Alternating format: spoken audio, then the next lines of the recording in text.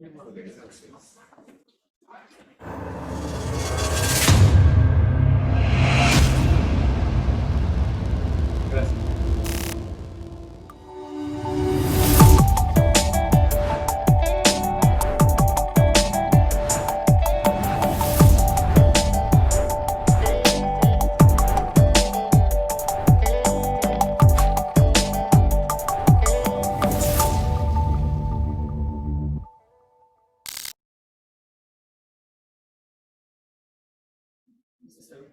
Ahora sí. Sí, bueno, gracias a todos, a todas por estar acá, gracias a los ponentes. Yo soy Miguel Sánchez, soy coordinador del grupo de comunicación y subjetividades, que es uno de los encargados de la organización de esta mesa, ¿no? Lo primero que quería hacer, súper protocolar, era saludar o agradecer, digamos, al Vicerrectorado de Investigación y también al Departamento de Comunicaciones, que nos está apoyando mucho con el evento. Y les quería contar de qué va el grupo de comunicación y subjetividades. Es un grupo abierto, no solo para la comunidad de la Católica, sino para investigadores que estén, digamos, interesadas en indagar o estén haciendo investigaciones en relación a procesos de comunicación hegemónicos, alternativos, no hegemónicos, y que además tengan una preocupación también por, digamos, cuál es el papel del sujeto en la construcción del sentido de estos, digamos, discursos comunicacionales, ¿no? Así que aprovecho para invitarlos si alguno o alguno está interesado, digamos, el grupo está abierto para conversar con ustedes. Hoy día lo que hemos hecho es presentar una mesa que hemos titulado Otros métodos, de manera así un poco haciendo énfasis en el otros, ¿no? Otros métodos de investigación para procesos creativos, ¿no? Que es una de las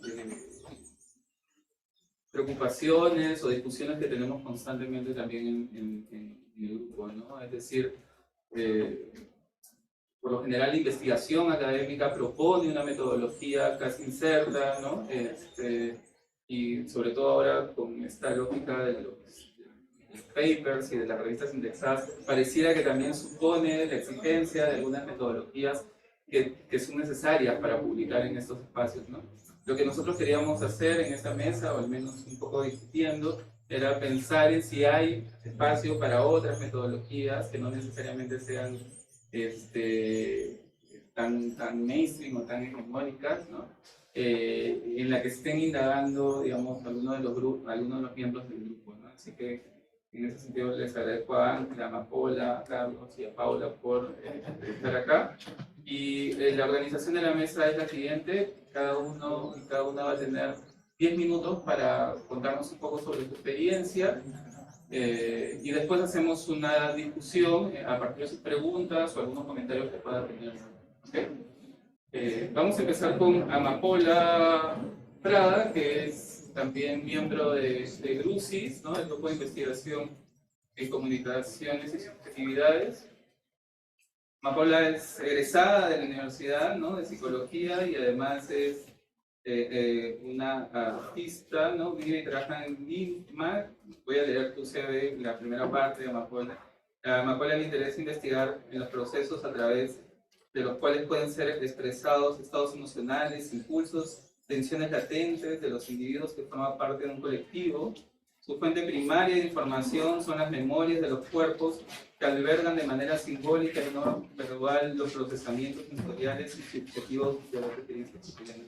Amapola además ha expuesto y se ha presentado en diversos espacios y diversos países, así que nada, te escuchamos, Amapola. Gracias.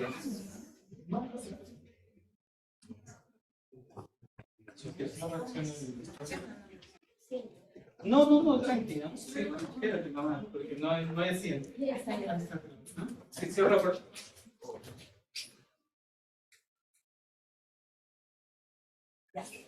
Bueno, es la primera vez que utilizo este recinto, pero creo que sí está funcionando. Bueno, muchas gracias por venir, por estar acá para compartir las experiencias que tenemos.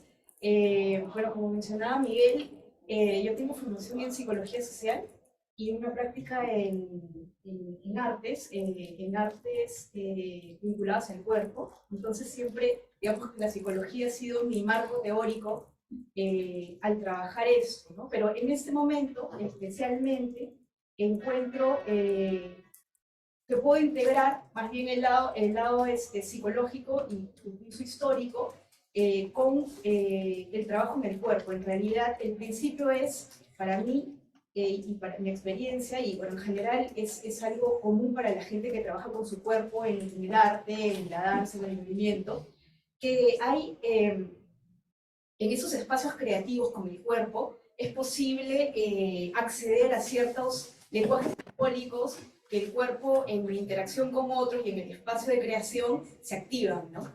En este momento, planteo esta pregunta que es, de alguna manera, lo que engloba lo que voy a, acerca de lo que voy a ir diciendo.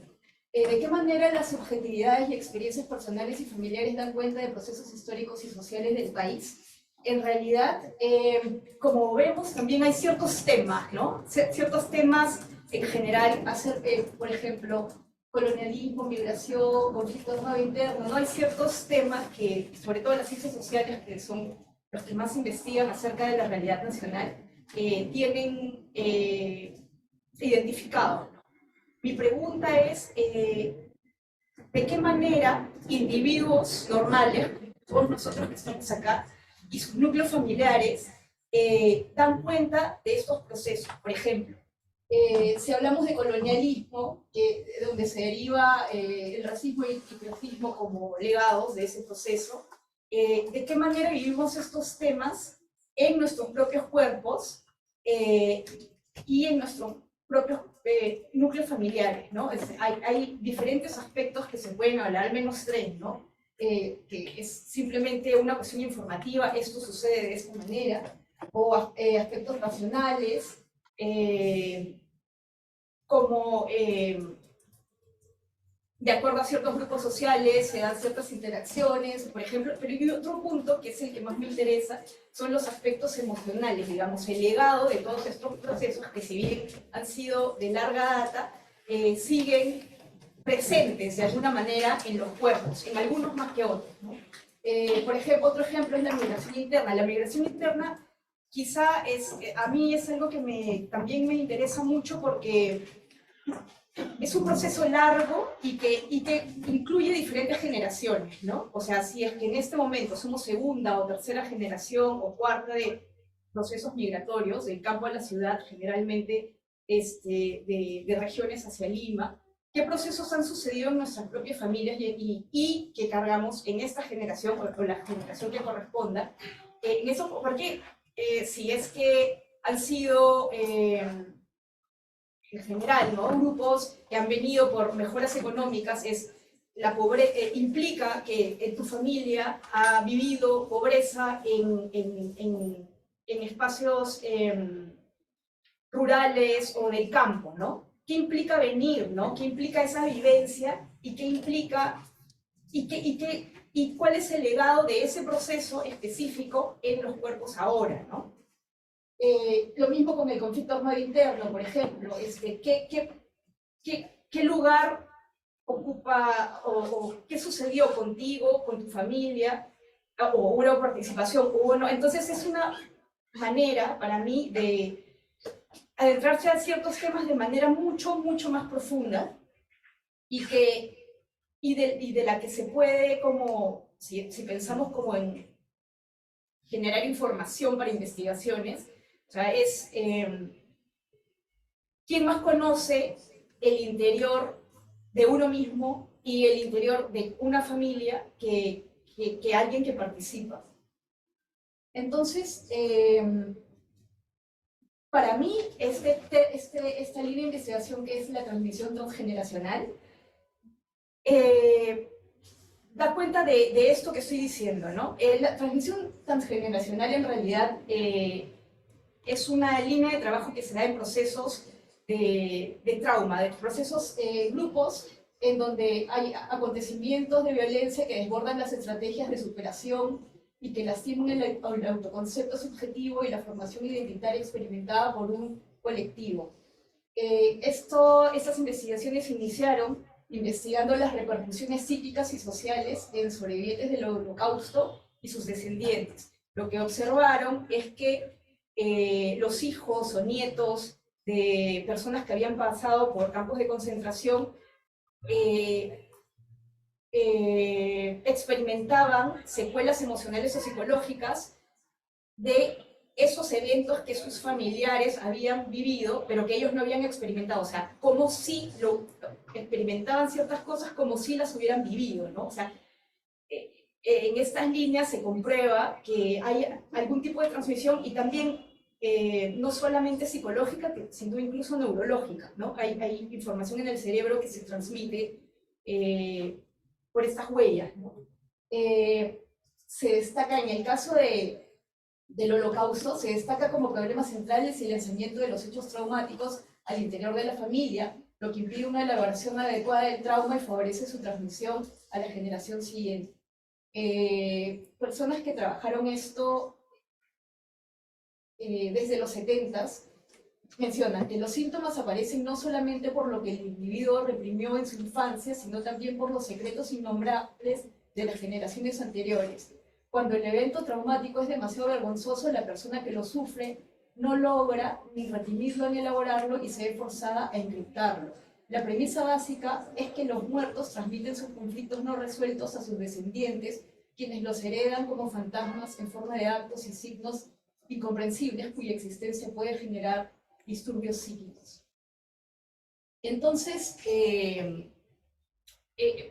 yendo más a la metodología, a mí particularmente, de estos aspectos que se pueden investigar en el propio cuerpo y los propios núcleos, me interesa sobre todo los aspectos emocionales que no tienen necesariamente forma, sino simplemente como pulsiones o como huellas que indagando, en las cuales se puede indagar y a partir de las cuales se puede llegar a imágenes o acciones.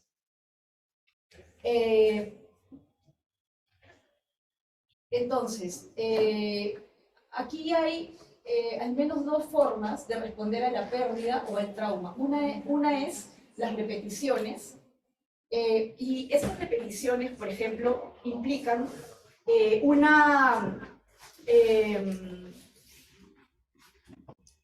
o sea, digamos, las repeticiones son la presencia de la transmisión de este trauma, ¿no? De estos eventos pasados que afectan el presente.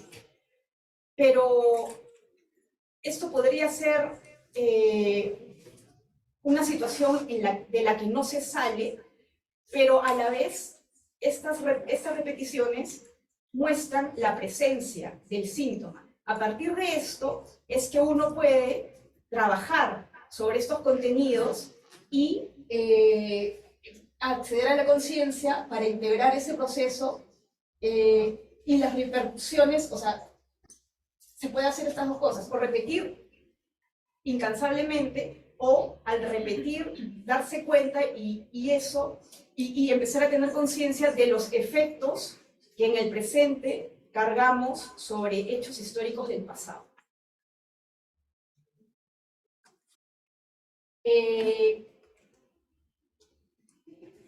Claro, esta es una, digamos, no es una observación participante porque, digamos, está uno involucrado, pero no hay una,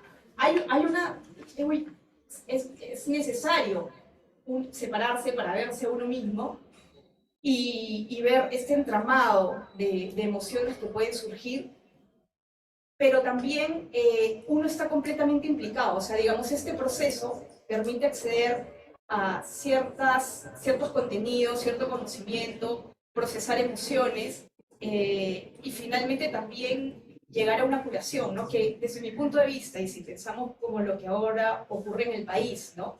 Es una serie de repeticiones de muchos hechos que pareciera que vienen desde hace muchos siglos incluso. Mi propuesta y lo que yo pienso es que, claro, el proceso tiene que ser profundo y desde la propia subjetividad, desde los propios núcleos, ¿no? el recoge información. Bueno, me pasé. Quizá más... Quizás después podamos continuar con las preguntas. Sí.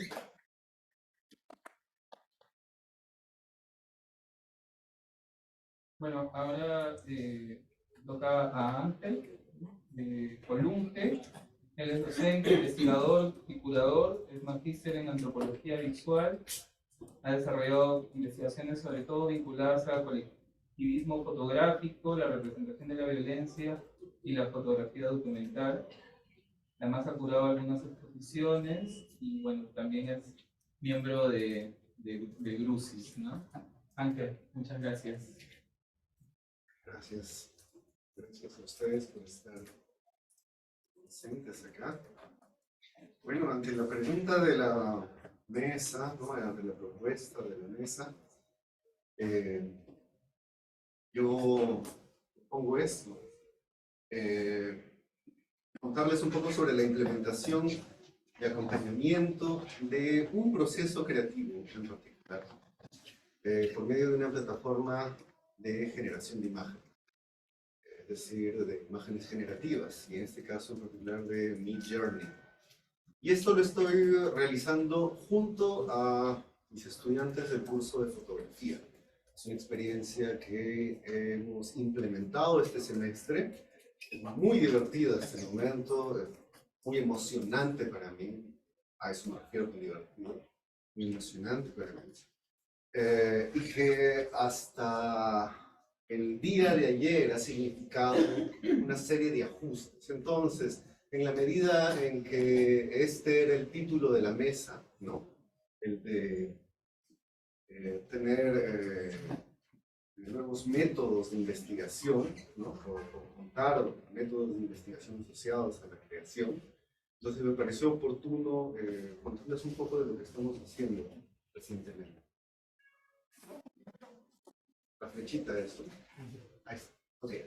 ¿Por qué este tipo de imágenes? Entonces aquí tiene que ver, voy a entrar un poco el tema de la literatura, que no es mucha, porque como ustedes saben, la imagen generativa o el imaginario de inteligencia artificial ha tenido un boom en términos de publicidad y en términos de publicidad me refiero a visibilización y en términos de acceso a cualquier persona desde el verano del hemisferio norte del año pasado, ¿no es cierto? Hay muchas plataformas que son gratuitas en las que uno puede subir, introducir un prompt y generar imágenes. Hay otras que son por pago, ¿no? Que cuesta una membresía para poder generar imágenes, pero digamos que la gran mayoría tiene posibilidades de acceder. Y en ese sentido, Internet y otros medios se han visto plagados de estas imágenes, ¿no? Inclusive en los ámbitos profesionales. Me refiero a la publicidad, me refiero al fotoperiodismo, también a la comunicación audiovisual, ¿no? Twitter está también plagado de eso. Otros espacios más subterfugios como las imágenes vinculadas a la muerte, ¿no? Al voyeurismo, también están plagadas de imaginario de imágenes generativas, lo cual crea también ciertas preguntas de orden ético, ¿no? En todo caso, ¿por qué utilizar estas fotografías? Entonces, para Lucas White, hay algunas consideraciones importantes sobre estas imágenes en particular, ¿no? Por un lado, marcan continuidad con la historia de la imagen, y esto hay que considerarlo de la siguiente manera, ¿no? Su uso es instrumental. Está sujeta a la interpretación del prompt, este texto con el cual nosotros le pedimos a la red neural que cree una imagen. Además, abandona la relación indexical, como lo ha hecho otro tipo de imágenes en la historia reciente, ¿no? Las imágenes generadas por computadora, o inclusive la fotografía digital, ¿no? Que no tiene la misma relación indexical que la fotografía analógica. Tiene también una diferencia categórica, y es que se genera a partir de decisiones, y acá vamos a señalar decisiones entre comillas, ¿no? De un sistema de inducción estadística. Esta es una cita de Bayor del 2021. Ledmanovich en este año dice también que este tipo de generación de imágenes de la red neural se hace por un término que llama predicciones, que me parece también súper interesante porque le da como una especie de halo de magia, ¿no?, a la creación de imágenes por inteligencia artificial. Pero lo sustenta diciendo que es el término más apropiado inclusive desde la posición científica de los programadores, de la matemática y del algoritmo. Bueno, más allá de eso, es una novedad y es la diferencia categórica como todo el resto de imágenes de la historia de la imagen.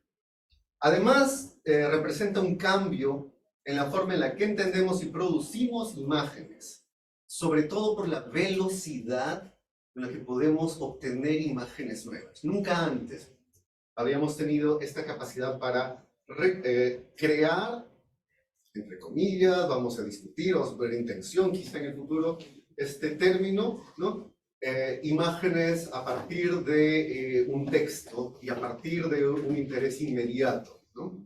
Además, se emplea una dialéctica que es entre la lógica de la inmediatez, esta percepción realista. Con Midjourney y otras plataformas de generación de imágenes podemos obtener casi fotografías o fotografías que seguramente ya han tenido oportunidad de experimentar ustedes, verlas en debates públicos acerca de tal imagen era un fake, ¿no? Como la imagen del Papa usando pues un sobre todo de Prada, Versace, Givenchy, no sé.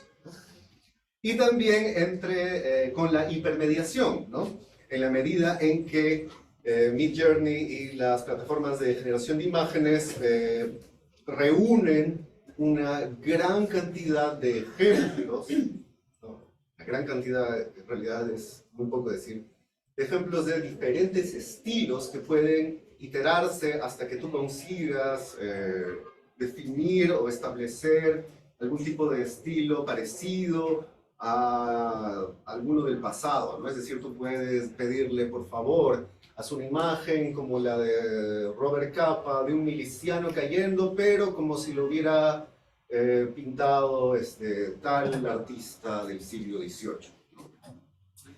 Esto provoca, como les había mencionado, muchas tensiones, ¿no? Cuando la imagen generativa se usa para el engaño, para la reproducción de prejuicios en la cultura, porque las bases de datos de las plataformas están alimentadas por imágenes de nuestra cultura visual.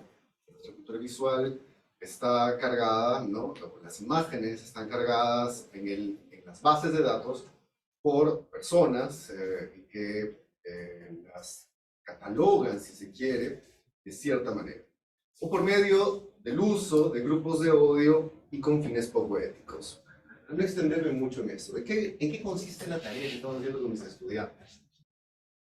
Es una tarea que puede parecer un poco compleja al inicio, para ellos y para mí lo fue así, y algunos estudiantes del curso que están acá. Pero, ¿de qué se trataba? En la hora de teoría nosotros discutimos un tema y tenemos además una lectura obligatoria. Entonces, por ejemplo, el día de ayer tenían que haber leído la obra de arte en la época sobre productividad técnica y tenían que haber leído La Cámara Lúcida, ¿no? Entonces, durante la primera hora nos enfocamos en dos conceptos que aparentemente están aislados, pero encontramos que pueden haber una tensión entre ellos, como son aura y punto, ¿no? Sobre todo por la posición de Roland Barthes, o por la experiencia de Roland Barthes en encontrar la fotografía de su madre y de esa manera ejemplificar lo que es un punto, y por otro lado la posición de Benjamin de lo que es el aura y lo que logra la fotografía al destruir el aura en la obra de arte. Entonces, después de eso, durante la siguiente hora, lo que hacemos es separar, y esto fue nuevo, lo introdujimos ayer, separar a los estudiantes en hasta 3 grupos, ¿no? Separamos en 3 grupos, y cada grupo tenía que sintetizar los conceptos en prompts. Es decir, no era hacer un resumen de la clase, sino más ir en otro nivel, no más allá, otro nivel, en el que tenían que sintetizar en prompts para introducir luego a Midjourney. Lo que se obtuvo al inicio de una clase anterior nos pareció poco convincente por la ¿cómo podríamos llamar? Por lo inesperado que puede ser Midjourney al ofrecer o al predecir resultados. Sobre todo cuando se introduce una extensión que se llama caos, que fue un error en un inicio, ¿no? Entonces, y luego lo que tienen que hacer los estudiantes con las imágenes de Midjourney es escoger una de esas imágenes y ellos tomar una fotografía inspirados, no copiando, inspirados en esas imágenes, pero sustentando el concepto a partir del cual se generó esa imagen. De modo que el concepto teórico, el concepto que se discutió en la clase, atraviesa Midjourney, se remapea de texto a prompt, de prompt a imagen de Midjourney y de imagen de Midjourney a registro fotográfico. Por remapeo estoy utilizando también un término de la imagen generativa que podría ser equivalente a se traduce. ¿Okay? Entonces acá tenemos dos ejemplos muy interesantes de lo que ocurrió con esta primera experiencia. Y luego acá tenemos experiencias del día de ayer, en donde un grupo define, esto me pareció bacán, trató de definir figurativamente lo que podría ser el aura, y dijo, perdón, el puntum, y dijo, el puntum es como el encuentro de una mascota con su dueño después de encontrarse luego de mucho tiempo, y abajo están los prompts, o cerca están los prompts, ¿no? Y pidió que se haga a manera de cómic, y esas son dos de las posibilidades que le salieron. Después está el puntum, ¿no? Como y además capta enteramente la obra La Cámara Lúcida, ¿no? Y todo el desazón de Barthes por la pérdida de su madre. Me pareció súper bacán también. Y después tenemos el aura. Por un lado, una descripción figurativa, ¿no? Al lado izquierdo, en el que le pedimos además que hace esto pero imitando el estilo de Jeff Koons, y lo que hace es esa imagen que está a la izquierda. Y luego teníamos el otro grupo que lo que hace es introducir un prompt con el concepto y obteniendo estos resultados. Entonces ahora los estudiantes lo que van a hacer es escoger una de estas imágenes, de todas estas que les he mostrado al final, reinterpretarla, hacer unas fotografías y además escribir una breve reflexión de por qué esa fotografía cumple con ser una representación alegórica del concepto de aura o de punto. Son 11, 12 minutos y si hay preguntas, con gusto, o comentarios, con gusto.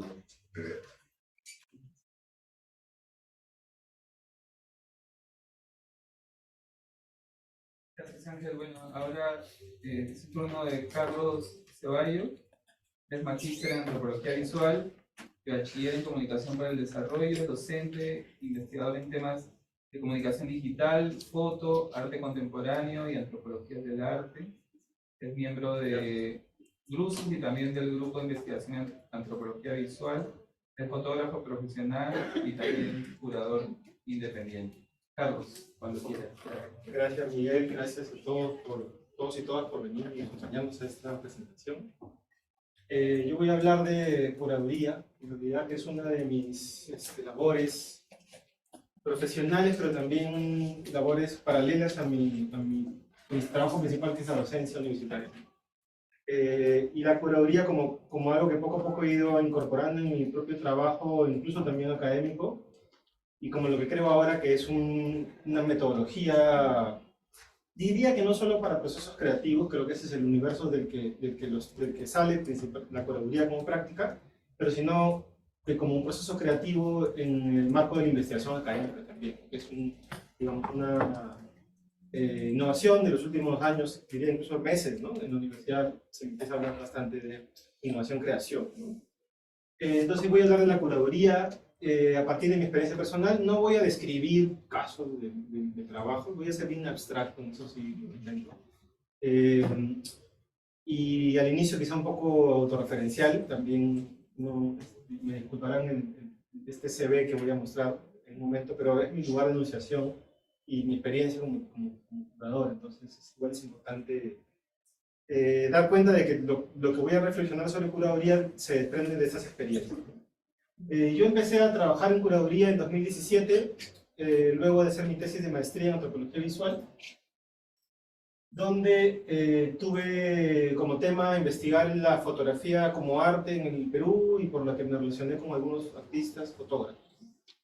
Y en ese proceso, además de tener algunas conexiones y vínculos y forjar amistades con personas que laboraban en curaduría, una de las personas que entrevisté sobre la que trató mi tesis me convocó para ser curador de su muestra, que fue...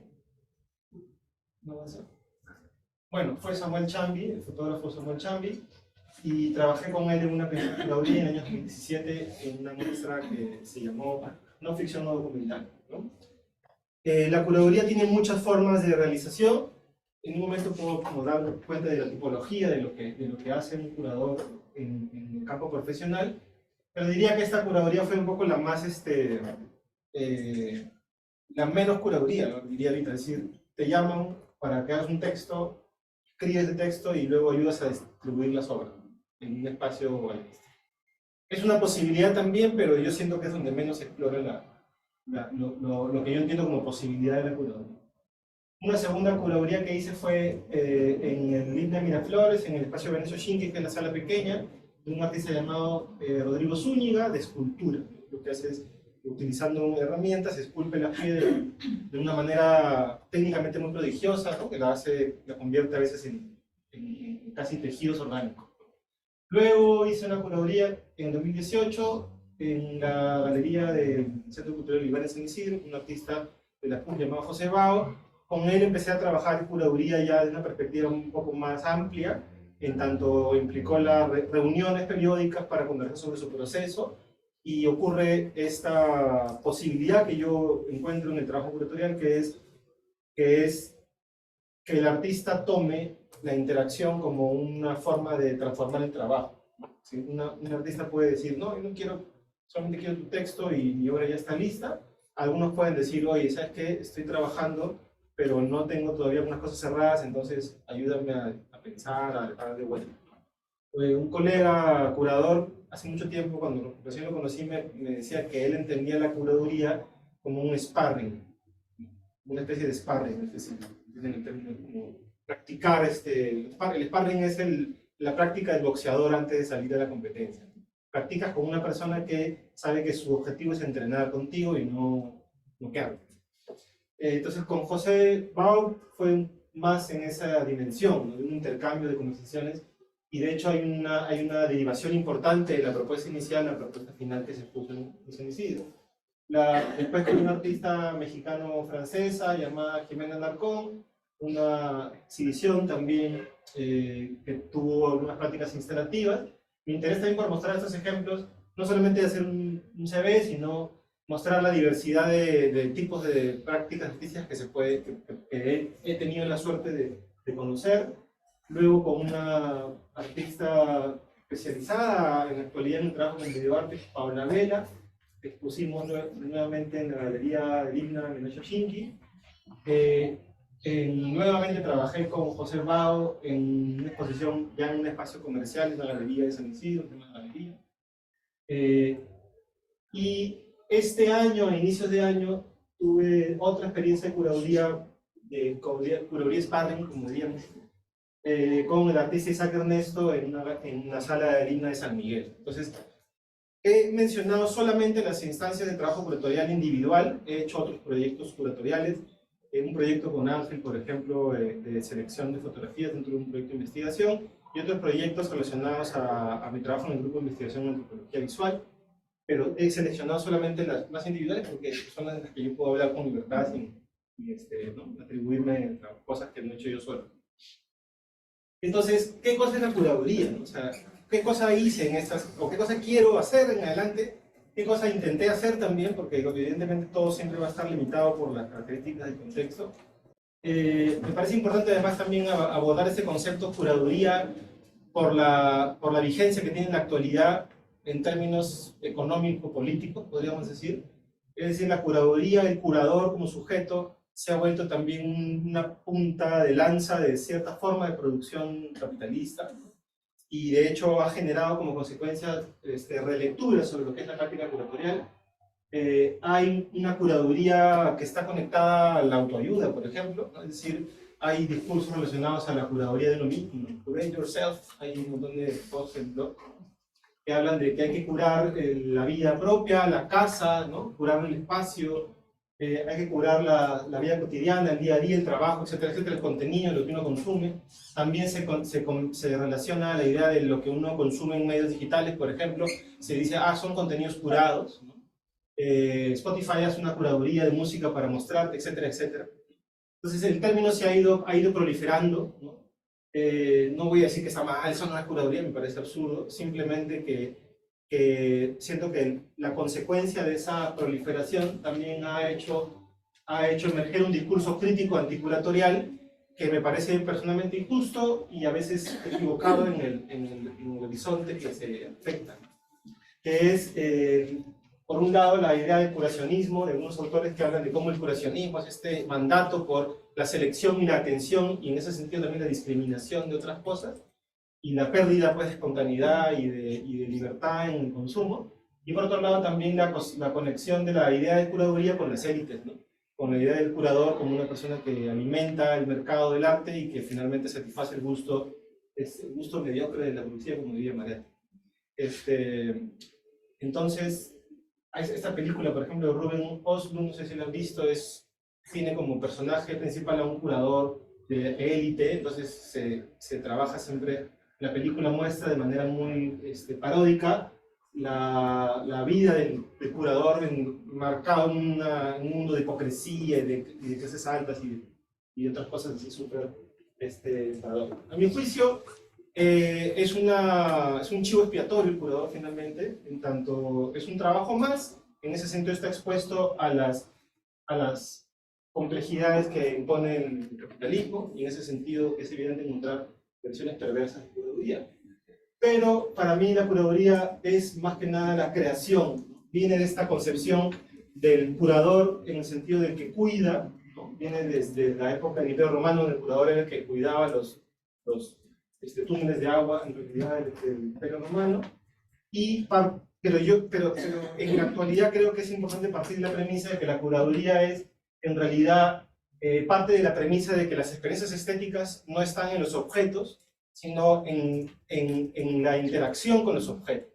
Entonces la curaduría sería más bien la participación de un profesional que se encarga de establecer relaciones entre esos objetos en marcos muy específicos, que en mi caso es el de las artes visuales.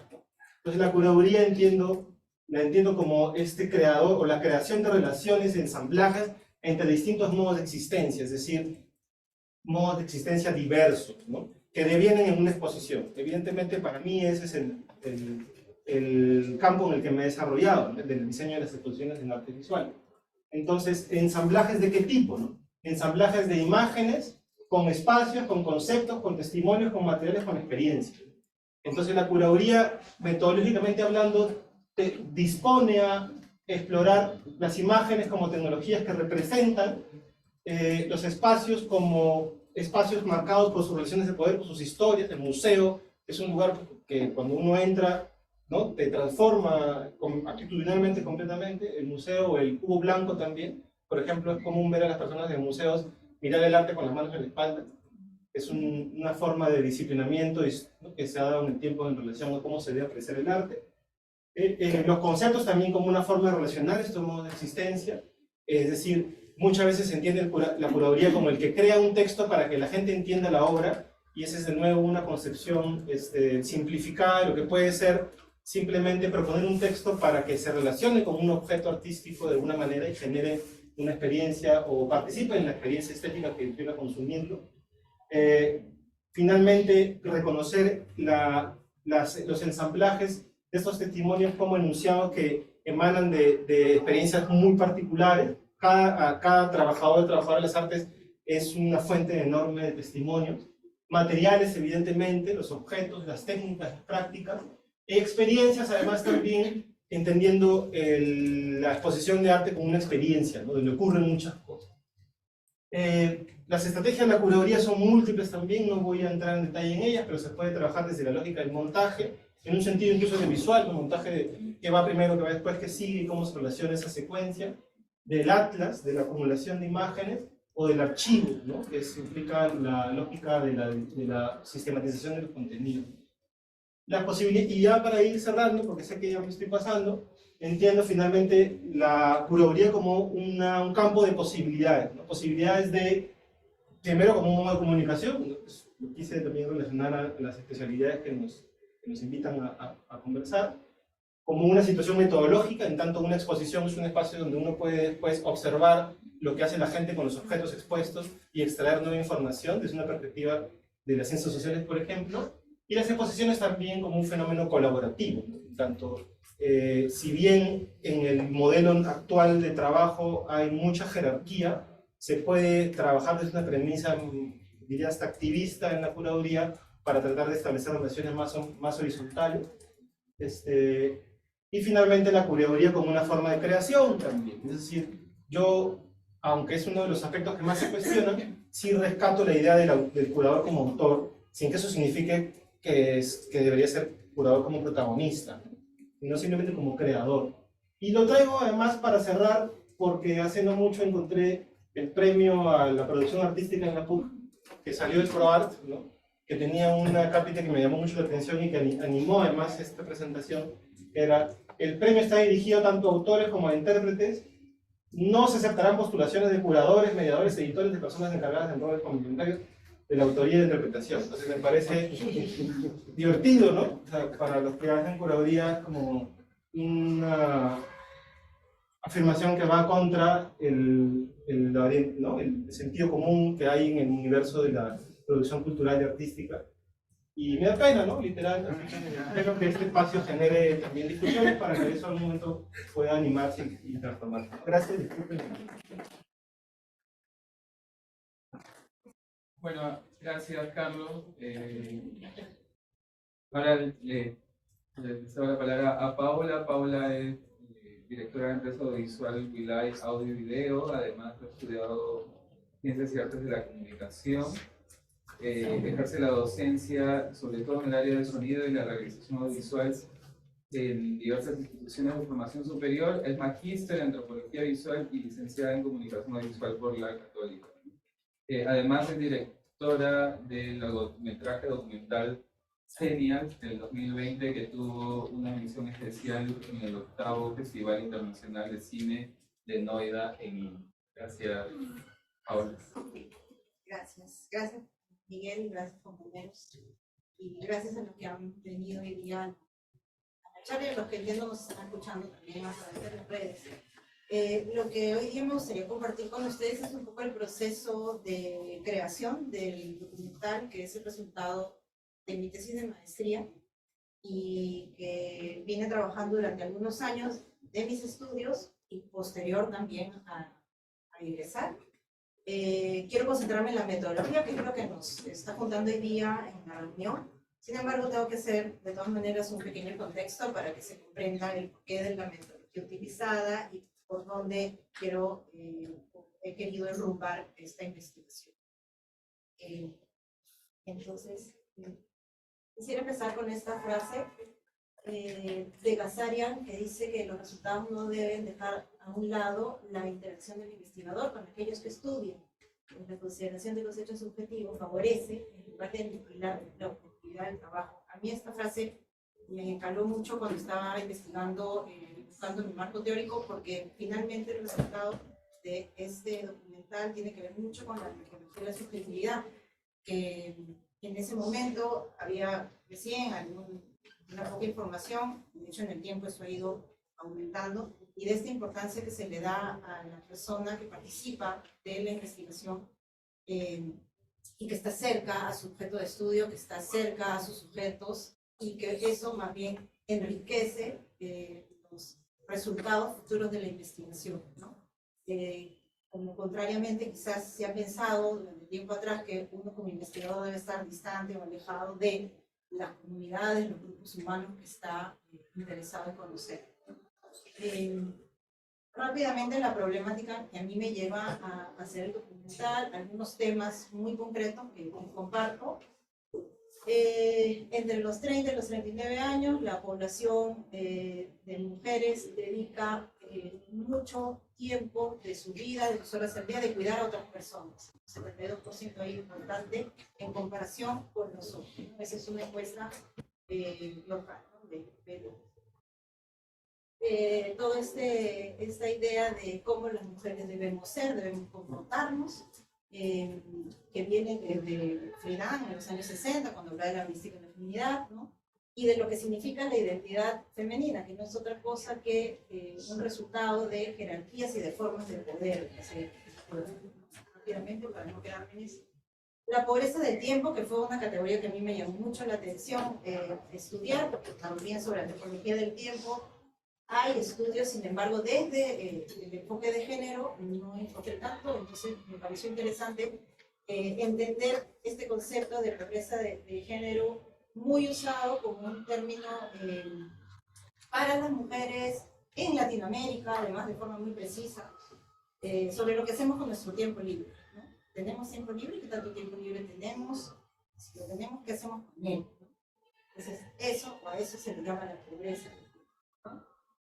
Finalmente, lo que les comentaba al principio, la topología reflexiva, la topología de la subjetividad, basándome en un estudio no solo de mujeres, sino desde el punto de vista de la mujer, ¿no? Además, los estudios sobre mujeres durante muchos años han sido hechos por hombres, entonces esto también era otro punto que me interesaba resaltar, ¿no? Finalmente, la idea del tiempo y la antropología, que se ha estudiado muchísimo a lo largo de toda los estudios antropológicos, y que yo lo consigo como esta idea muy subjetiva de cómo percibimos cada uno de nosotros el tiempo en los distintos momentos de nuestra vida y según nuestras características, digamos, contextuales, ¿no? Eso finalmente va a determinar nuestros comportamientos, es lo que mencionó antropología. Entonces, mi pregunta de investigación general es ¿cómo experimentan y perciben su tiempo en la actualidad las mujeres limeñas del grupo generacional conocido como los seniors? De ahí el nombre del documental. De entre 35 y 40 años aproximadamente, pertenecientes a esta clase media. Como buen estudio de investigación, siempre nos piden aterricen y cierren su espacio, su campo de trabajo, ¿no? Porque al principio yo quería pues investigar todas las clases sociales, mujeres, niños, adultos, ¿no? Y luego ir definiendo esto a mí me ayuda mucho para enfocar el proyecto de investigación. Y tengo además dos preguntas específicas que complementan este interés general, que habla de cómo gestionan el tiempo, cómo manejan el tiempo y sus rutinas este grupo de mujeres. Y por otro lado, ¿qué características tienen en común este grupo de mujeres que finalmente seleccionan para hacer el estudio, ¿no? Entonces, a esto quería llegar, que es lo que nos compete a todos hoy día, que es un poco hablar del diseño metodológico que utilicé para el, ¿no? En primer lugar, la etnografía documental, el cine etnográfico, en fin, ya tiene ciertas características que pueden diferenciarlo de otras producciones audiovisuales. Sin embargo, para resumir el concepto, hablamos de algo que nos sirve para contar una historia, un instrumento que nos sirve para contar una historia. En ese sentido, delimitamos tiempo, delimitamos lugar, ¿no? Delimitamos personajes, ¿no? O sujetos, y con esto tratamos de representar, mostrar o exponer una realidad determinada, ¿no? Eso es un poco el resumen. Ahí está nuestro contexto, la ciudad de Lima, la clase media, urbana, etc. Y aquí voy a detenerme para hablar de cuáles fueron las técnicas que apliqué de investigación a lo largo de todo el proceso. Yo dividí el proceso del documental en 5 fases. Fases que no necesariamente eran cronológicamente una detrás de otra, sino que a veces se iban intercalando, ¿no? La primera fase era las famosas y conocidas entrevistas a profundidad. Fui a conversar con estas mujeres, fui yo sola con una cámara y hablar de su vida, de cómo sentían o cómo percibían el tiempo, de hacer una suerte de seguimiento histórico de los momentos de su vida en donde han sentido que esta percepción del tiempo ha cambiado. Y en ese sentido conversamos largas horas y en varias sesiones con hasta 8 mujeres que entrevistamos. En la fase 2 incorporo el equipo de trabajo que me acompaña, el equipo de realización, también otras mujeres muy entusiasmadas que en ese momento con mucho entusiasmo y voluntariamente me acompañan a ser parte de este registro, que es la grabación de lo que llamé yo las líneas de tiempo. Era un poco lo que conversamos en las entrevistas a profundidad, plasmarlas gráficamente en un espacio físico donde podamos ver cómo ellas planteaban esta vida que habían tenido, ¿no? ¿Qué hicimos? Fuimos a la casa de cada una de ellas con muchos colores, papelógrafos, materiales, ¿no?, para trabajar, y les dijimos, haz tu línea de tiempo, ¿no? Claro, con el equipo ahí, habían cosas que me habían contado a mí, digamos, en la entrevista, que no necesariamente salían acá, pero ilustraban, a mí me pareció una manera interesante de ilustrar lo que me habían contado, ¿no? En tercer lugar, los videodiarios, que fue un recurso muy bonito. Les dije a las compañeras que durante 2 meses me envíen videos grabados con sus celulares de 1 minutito semanalmente y que me vayan contando cómo se han sentido con respecto al tiempo en esa semana que han vivido. Entonces estos videodiarios se convirtieron en una suerte de confesionarios a lo largo de estos 2 meses, porque era muy terapéutico, me decían ellos, porque me querían contar semana a semana qué les había pasado, a pesar que era 1 minuto, 1 minuto y medio, ¿no? Logré juntar mucho material de estos videodiarios en distintas situaciones, en las casas, en el trabajo, en la calle, en distintos momentos de sus días, mostrándose, no mostrándose, ¿no? Bien interesante ese proceso que yo acompañé con distancia. Igual voy a tomar unos minutos para compartir al final mi trailer, así que... Finalmente, la fase 4 y 5, que es básicamente lo que conocemos como la observación participante. Por un lado, la observación participante, donde yo las acompañaba a ellas en estas rutinas, y la observación participante que yo estaba más a distancia de ellas, observando sus actividades diarias, ¿no? Por eso las menciono juntas, porque eran muy similares. Esas eran las 5 fases. Aquí solamente un resumen de quiénes eran estas mujeres y de dónde venían. Las que están resaltadas son las que finalmente son los personajes del documental. Las 3 son las que logran ser los personajes del documental. Y yo abajo estoy con un chinche ahí de otro color, porque finalmente yo también formo parte de ese grupo etario, ¿no?, con esas características. Me pongo de un color distinto porque en un principio, yo soy muy honesta, no tenía la intención de participar activamente en todo esto. Yo no hago todas las parte del proceso metodológico que les pido a ellas, pero sin duda yo era un poco la que organizaba esto y hacía que fluya la narrativa en el documental, y de eso nos fuimos dando cuenta en el largo proceso de montaje. Finalmente, esta es un poco la sinopsis del documental: 3 retratos de 3 mujeres de diferentes partes de la ciudad de Lima, pertenecientes a la generación senior, quienes a través de sus experiencias nos muestran cómo perciben el tiempo en la actualidad, analizando sus propias historias de vida, sus rutinas combinadas con sus reflexiones cotidianas, van construyendo sus propias temporalidades, reconociéndose como mujeres dentro de la sociedad, ¿no? Claro, llegar a esta sinopsis, pues, pasó muchísimo tiempo, ¿no?, del proceso del documental. De hecho, ya cuando nos animamos a presentarlo a algún festival, algo ahí es donde nos decimos, oye, la sinopsis, ¿no?, y el afiche, y todas las cositas que nos piden promocionalmente para la película, y que es la siguiente parte de la vida de esta gente, ¿no? Acá solo para que vean los perfiles de los personajes, las edades que tenían en ese momento, cada una de ellas con la fotografía que atrás acompaña con sus líneas de tiempo, ¿no? Y solo algunos hallazgos, el título, para no profundizar, eso acabo.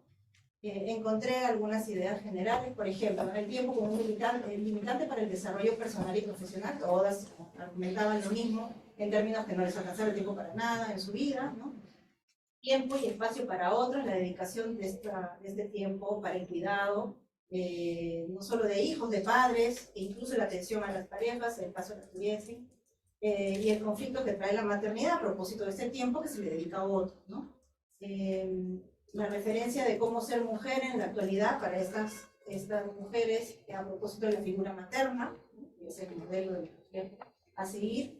El conflicto con la figura paterna, que también es otra línea que se encontró. La relación con la ciudad y la necesidad de movilidad hacia afuera.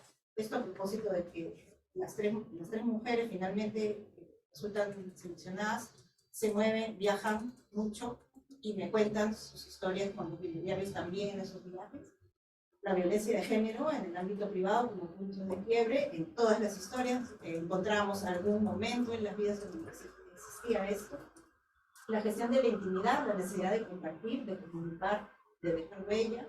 La presencia de los masculinos en la construcción de sus temporalidades, parejas, hijos, padres, etcétera, que estaban alrededor de ellas todo el tiempo. Y finalmente la amistad como respaldo intrageneracional en mujeres coetáneas, que es un poco cómo yo justifico esto de que, sí, ciertamente yo las conocía mucho a ellas, muchas de ellas eran amigas mías, y esto respalda esto que les decía al inicio, ¿no? El tema de cómo meternos en la investigación puede enriquecer nuestro conocimiento sobre lo que vamos a lograr al final como resultado.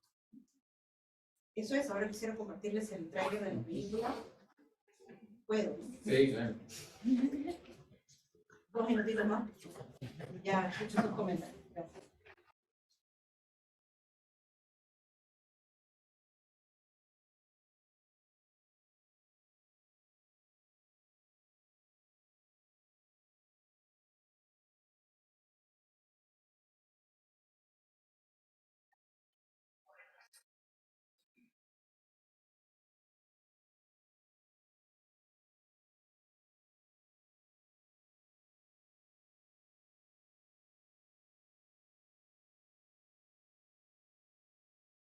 Un ratito, es que no lo compartí con uno de ellos.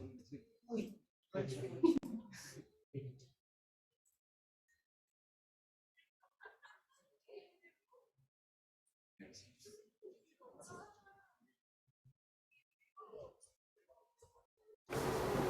No, decía un cuadrito en Excel donde pongamos en una columna los nombres de las chicas y enseguida en columnas sucesivas el número de la fase.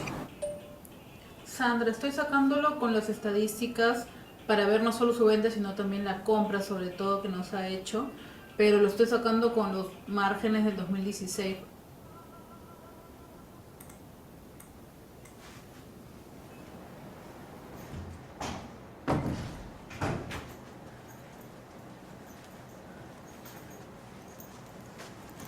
Bueno, este es un momento así apoteósico porque vamos a poner en práctica una nueva metodología de investigación. Así que créansela. Momento 4.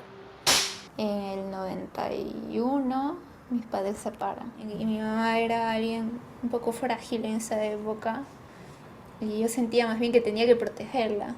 Lo continúo. Sí, cortamos, sí, cortamos. Tan tan de frío, negrito que todos le llaman Baltasar.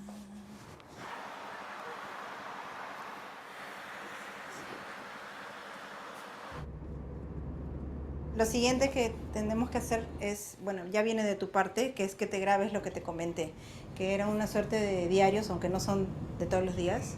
Me importa más que me digas cómo te has sentido en esta semana con respecto a tu rutina y con respecto al tiempo que ha pasado. Me he puesto a pensar también mucho acerca de que el tiempo pasa, nos hicimos viejos y más gordos. Por ejemplo, mi hija este año acabó el colegio. Yo digo, ¿en qué momento? ¿En qué puto momento? ¿En qué momento he hecho toda esa secundaria? Yo recuerdo cuando yo estaba en el colegio,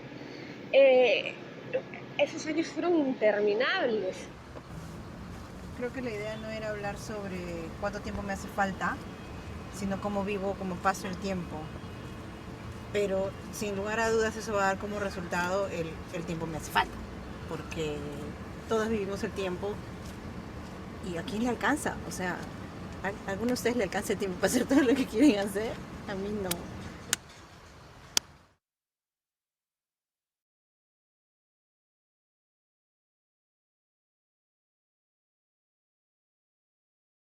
Hola, Carlos. Gracias, Amapola. Creo que sería importante porque no nos queda mucho tiempo precisamente para hacer todo lo que quisiéramos.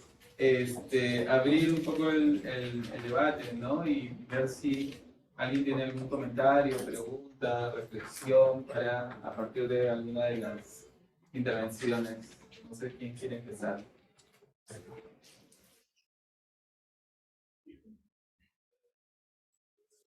Sí, Hola, gracias. yo quiero saber qué es el GRUSIS. ¿Cómo se hace El GRUSIS para- es el grupo de Claro. comunicación y subjetividad. Ya, sí, eso me acuerdo, pero perdón, mi pregunta no es específica. Quiero decir qué tan abiertas son las discusiones para gente que no es del GRUSIS.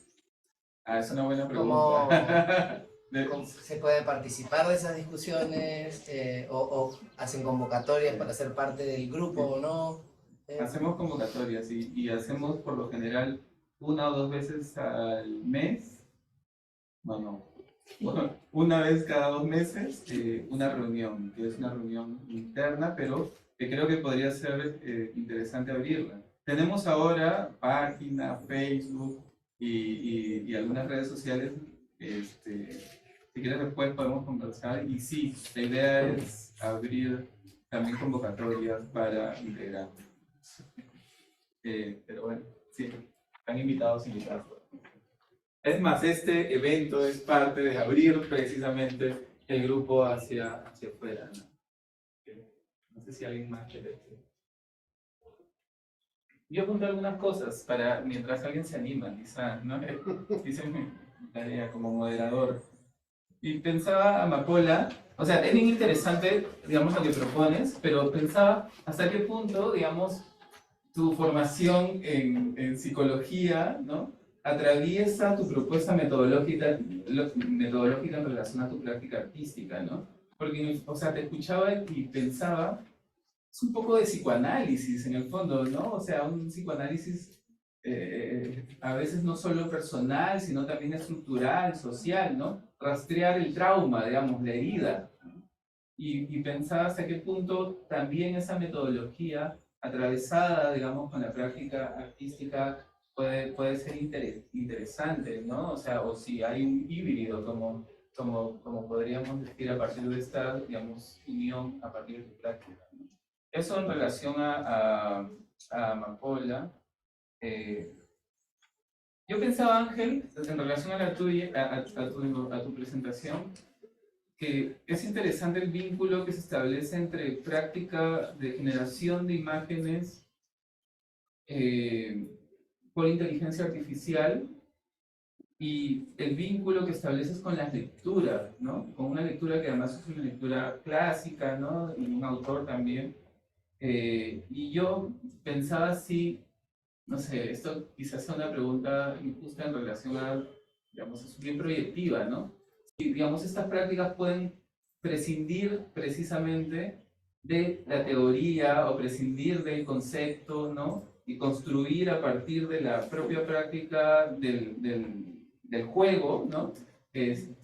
Un propio corpus, digamos, teórico, una epistemología, digamos, del juego en la generación de, ¿no? O sea, o se requiere el articulador, digamos, teórico siempre para jugar, ¿no?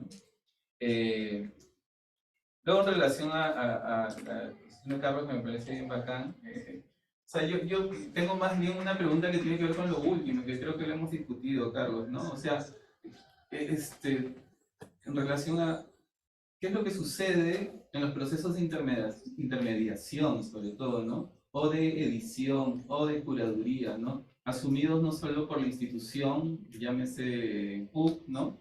Como procesos externos, ¿no? En un contexto en donde aparentemente no sé, yo te he escuchado hablar de la curaduría y ahora está de moda, por ejemplo, el periodismo de curaduría, ¿no? O sea, alguien que no genera contenidos, sino que solo cura y entrega, ¿no? Es como el centro de eso, ¿no? Y pensaba un poco en qué, o sea, es una pregunta que no tiene que ver mucho con la metodología, pero sí con, o sea, quizá la reflexión en relación a qué sucede ahí, ¿no? En relación a por qué este papel, digamos, externo, ¿no? Secundario, para, como diría Roland Barthes, alguien que más bien controla la sintaxis, ¿no? Que debería ser alguien importante también, ¿no? Pero en fin, es como te digo, una pregunta más. Y lo otro, me parece bien singular, Paola, qué bonito es esa, yo creo que estuvo muy bien que pongas el documental, porque en un momento, el trailer, porque en un momento dices, vamos a hacer otra metodología, ¿no? Como proyectando esta mesa, Paola, ¿no? Y creo que esto, o sea, es interesante pensar en que, y quizá te pediría una reflexión sobre eso, que digamos las nuevas metodologías no se fundan necesariamente como, no mirar a las otras que existen, ¿no? La observación participante, las entrevistas, ¿no? Sino se inmiscuyen, ¿no? Pero lo transforman. Esto de los videos diarios, por ejemplo, me parece bien interesante, ¿no? Jamás se me hubiera ocurrido, o sea, he visto tu tráiler, ¿no? Pero es como cómo insertarla, digamos, en prácticas, me parece genial, ¿no? Así que, nada, eso es una reflexión. No sé si alguien quiere agregar una pregunta, si no, hacemos una primera ronda de respuestas. Quizá en el mismo orden, ¿no? Amapola, Ángel, Carlos.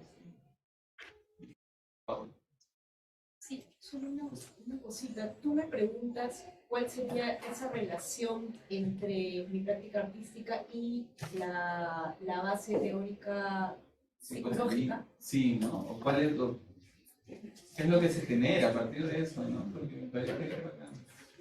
Sí, bueno, en realidad, luego de salir de la universidad y antes incluso de salir de la universidad, yo me desvinculé. Seguía llevando los cursos, pero me desvinculé de la formación en psicología porque encontraba que brotaba muchísima más información y más interesante para mí en el medio de las prácticas artísticas y en el aprendizaje de eso, ¿no?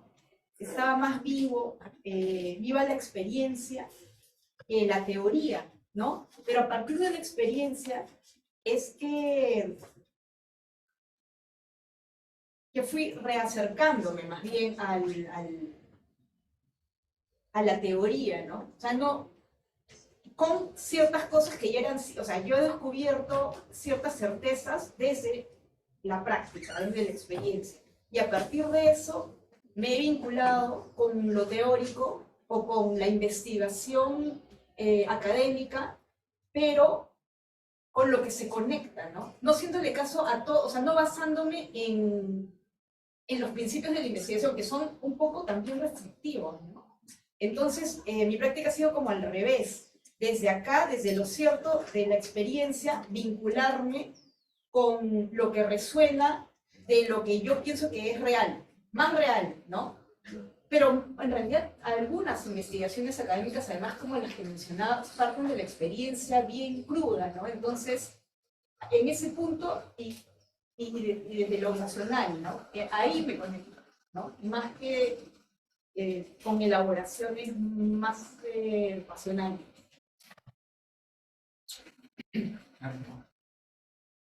Sí,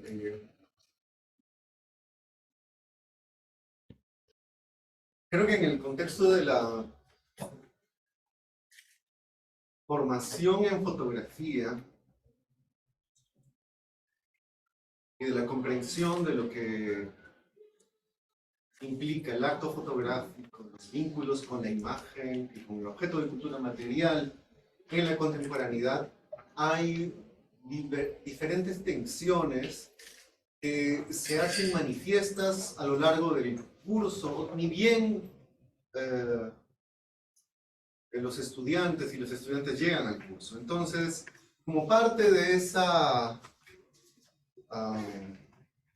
esfuerzo por siempre conectar, ¿no? Desde la docencia, he buscado que se haga una polémica, si es que haya posibilidad de hacerlo. Entonces, los textos, poner en cuestión los textos seminales o canónicos de la fotografía o del aprendizaje de la fotografía, sobre todo desde una lectura contemporánea y a partir de una tecnología de vanguardia, si quiere, aunque las imágenes generadas por computadora tienen ya muchísimo tiempo, son lo que es una de las razones por las cuales considero que el texto es fundamental en ese proceso. En segundo lugar, está el interés desde mi posición como docente y además también como investigador para saber qué cosas van saliendo, por ver cómo se pone en cuestión visualmente artísticamente, no sé si decirlo, pero plásticamente, ¿no? Los conceptos y los preceptos de la fotografía a lo largo del tiempo, como lo ha hecho la fotografía conceptual a finales de los años 60, inicios de los 70, y que tanto mérito obtuvo, y que es la razón además por la que luego ingresa al escenario del arte internacional. Entonces, eso como segunda razón, y estoy elaborando esto ahorita, ¿no? Por la pregunta que me has hecho. Y el tercer aspecto tiene que ver, además, y eso sí lo había más o menos pensado, que el estudiante experimente procesos de conceptualización y producción de la imagen fotográfica de múltiples pasos, en contraste con el clásico encuentro fotográfico azaroso. ¿A qué me refiero con esto? Con esa idea de salir con la cámara y decir, oh, qué bacán esto, ¿no? Y tomar una foto. Sino que haya un origen a partir del cual se imagine, se procese, hay una reflexión crítica visual de la imagen, no lo sé. Quizá al finalizar el semestre pueda establecer que existe una producción crítica, una producción reflexiva crítica por medio de fotografías, ¿no? Entonces, eso es lo que me llama, lo que me obliga a mí a utilizar los textos, ¿no? Estos textos que tratan sobre la fotografía y no cualquier otro texto. Creo que tú tienes una pregunta, quizás si alguien más tiene, porque nos quedan pocos minutos y después ustedes cierran con la respuesta. Sí, primero, ¿cuál es el nombre? Ana. Ana y después Estrella. Sí, mi pregunta también era para, bueno, me llamó mucho la atención ese uso, ese enfoque al cuerpo, cómo puede reconocer y recordar ciertas experiencias de trauma. Mi pregunta era más que nada al lado metodológico. Esa metodología la puedo utilizar qué profesional, por ejemplo. Yo soy comunicadora para el desarrollo, me llama bastante la atención, pero siento, como comentó también, que tiene bastantes aspectos de la psicología y quisiera tener un poco de respuesta. Estrella y vamos. Yo soy estudiante de la carrera de cultura de y estoy interesada en generar archivos de memoria a través de una ficción. Y generalmente estoy utilizando medios de transporte como un vehículo privado o, en ese caso, para un proyecto artístico quería utilizar un transporte público que tiene esta característica de alejamiento o distancia del otro o de poblaciones directamente, ¿no? Me quería enfocar como mis experiencias como transeúnte en la ciudad de Lima para generar algún tipo de etnografía. Entonces, estaba preguntando si se puede etnografiar o recoger información de la ciudad a través de un transporte público y si esa información que recoja un transporte público que se caracteriza por no tener algún tipo de identidad o memoria fija, ¿cuán válida es dentro de la investigación? Y otra pregunta que me hice también es si se mezcla mi percepción como artista y desde mis experiencias personales y el recorrido, si esto puede ser pertinente o no para un proyecto de investigación, debe para hacerlo bien.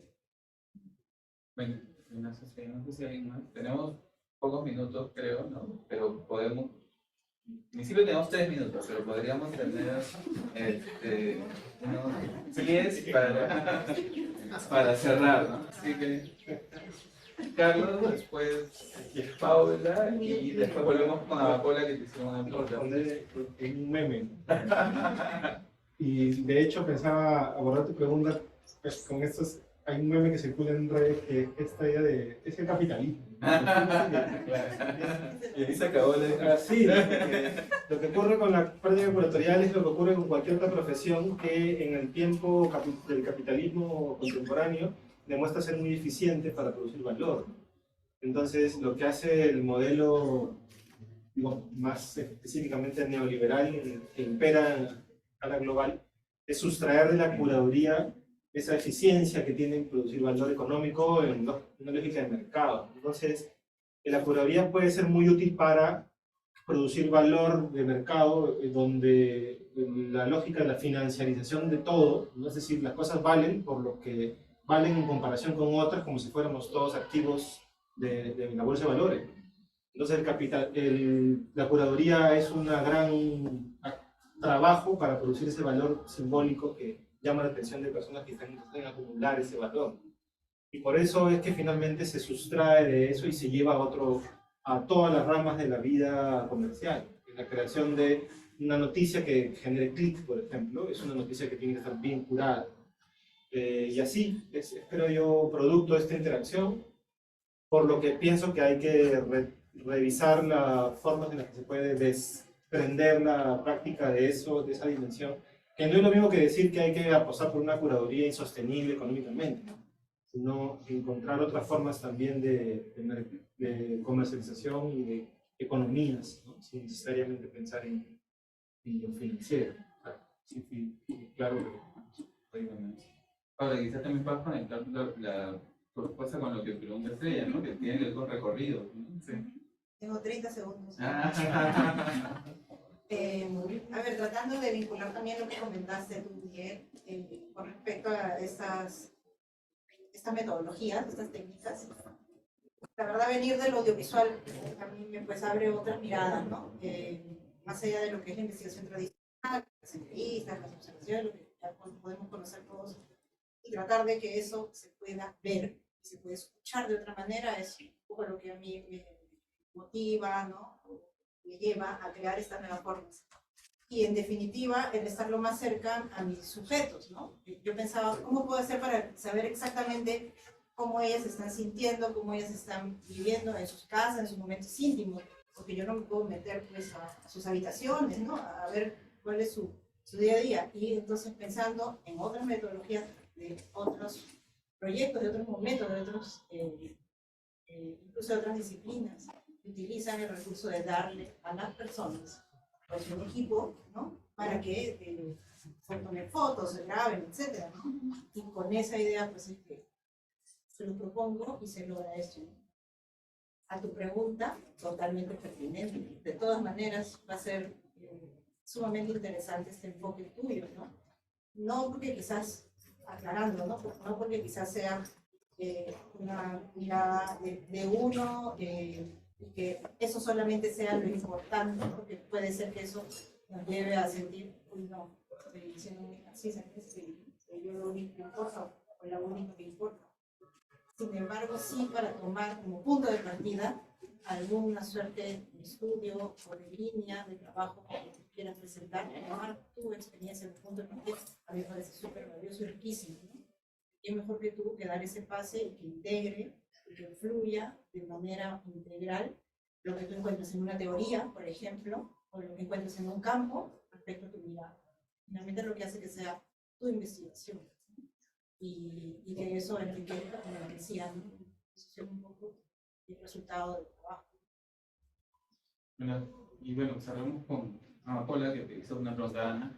Sí, yo diría, ¿qué es lo que tú quisieras hacer realmente, ¿no? Porque si se trata de, digamos, de hacer diagnósticos, pues las personas quizás algo un poquito más light que hacer acompañamiento, ¿no? De procesos más largos. Y depende también, por ejemplo, que quieras abrir y que estés en capacidad de manejar, ¿no? O sea, si se trata de emociones y si se trata además de grupos que pueden tener bastante carga emocional y hablando como del tema de trauma, generalmente ocurre que hay muchos silencios y hay emociones que no acceden a la conciencia fácilmente, entonces es un poco más difícil, pero yo te recomendaría que si te interesan estas vías también, experimentes contigo mismo, ¿no? Y tú, en tanto te sientas más segura con ciertas metodologías, tú vas viendo de qué manera podrías compartirla con grupos también, ¿no? Pero creo que es muy importante pasar por la experiencia. Hay, bueno, en Lima y quizá ya hay más grupos así, pero está este grupo de TAE, Terapia de Artes Expresivas. Ellos tienen también como un curso introductorio y es muy interesante porque la metodología tiene que ver con esto, con que cada quien pase por la experiencia de los ejercicios, no es una cuestión teórica. Entonces, bueno, podría ser una línea de investigación, o quizá, sí, tal vez me parece interesante. Bueno, mil gracias a todos, sobre todo a los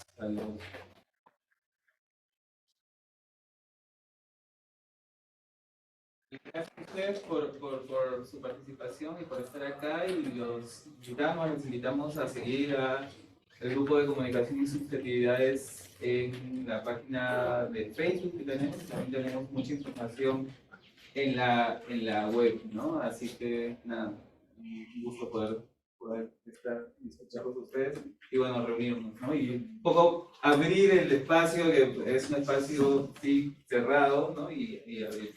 Bueno, muchas gracias y nos vemos. Y gracias a Yade también por el apoyo y el amigo de la DTI, ¿no? Gracias, que estén bien y bueno, provecho. Gracias.